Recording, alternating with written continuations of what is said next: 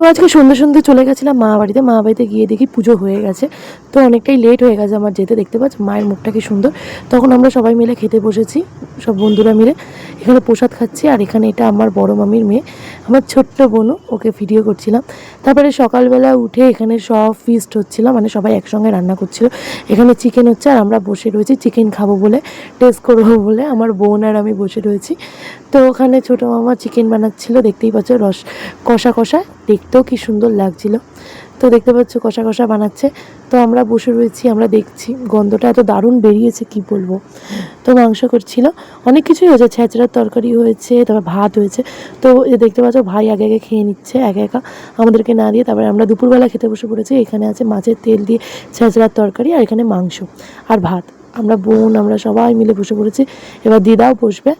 তো আমরা খেয়ে নিচ্ছিলাম। আমি আসলে মাখাতে পারি না তো ঠিক মতন, তাই জন্য দিদা মাখিয়ে দিচ্ছিলো। তো আমি বলছি এত বড় হয়ে গেছিস মাখাতে পারিস না? তো যাই হোক আমাকে দিদা মাখিয়ে দিচ্ছিল।